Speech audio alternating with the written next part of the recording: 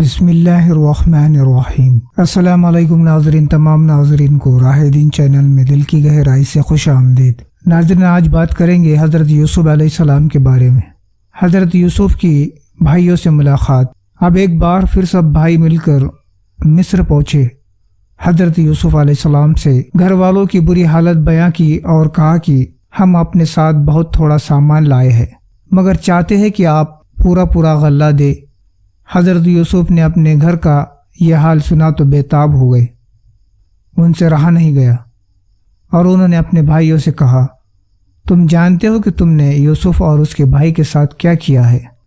بھائیوں نے نہایت تعجب اور حیرانی کے ساتھ پوچھا کہ کہیں آپ یوسف تو نہیں ہیں؟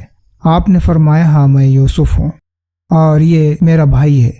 اللہ نے ہم پر بڑا احسان کیا، بے شک جو شخص نیک زندگی بسر کرتا ہے اور صبر سے کام لیتا ہے، اللہ اس کا بدلہ دیتا ہے۔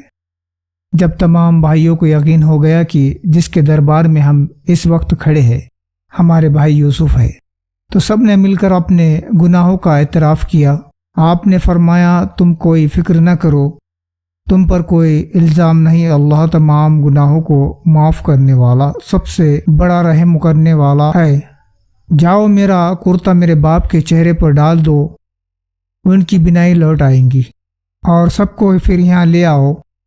ادھر قافلہ مصر سے روانہ ہوا اور ادھر حضرت یعقوب علیہ السلام نے اپنے گھر والوں کو یہ خوشخبری دی کہ مجھے یوسف علیہ السلام کی خوشبو آ رہی ہے۔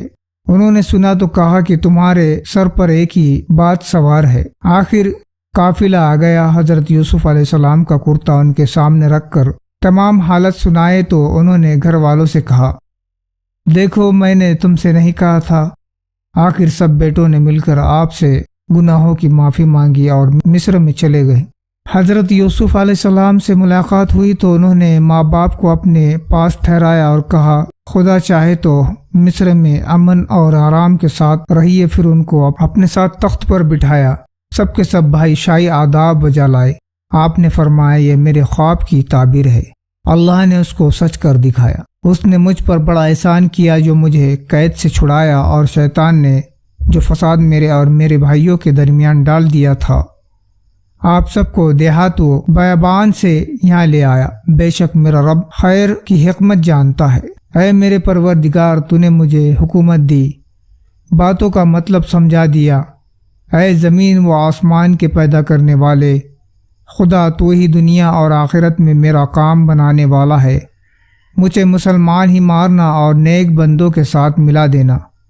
غرض ایک عرصہ تک حضرت یوسف علیہ السلام اللہ کے بتائے ہوئے قانون کے مطابق مصر میں حکومت کرتے رہے، لوگوں کو اللہ کی طرف بلاتے رہے، برائیوں سے روکتے رہے، بھلائیوں کو پھیلاتے رہے۔ ملک مصر کو اچھائی سے بھر دیا اور بالآخر اللہ کے پاس چلے گئے، یعنی آپ کی وفات ہو گئی اور آپ مصر میں دفن ہے۔ حضرت یوسف علیہ السلام کو بھائیوں کی وجہ سے کیسی تکلیفیں اٹھانی پڑی۔ اندھیری کنویں میں رہے، غلام بنے، جیل خانے میں رہے، لیکن جب یہ سب اللہ کی آزمائش پوری ہو گئی اور اللہ پاک نے ان کو مصر کا بادشاہ بنا دیا، تو بھائیوں سے کوئی بدلہ نہیں لیا، بلکہ اللہ تعالیٰ سے ان کے گناہوں کی معافی کے لیے دعا کی اور خود بھی معاف کر دیا۔ بھائیوں کے ساتھ یہی کرنا چاہیے۔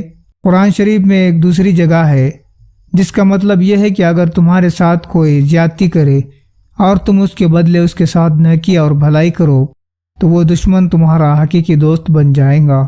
اللہ ہم کو ایسے ہی توفیق دے، آمین۔ تو ناظرین، ملتے ایک دوسرے ویڈیو میں، مجھے دیجیے اجازت۔ السلام علیکم، اللہ حافظ۔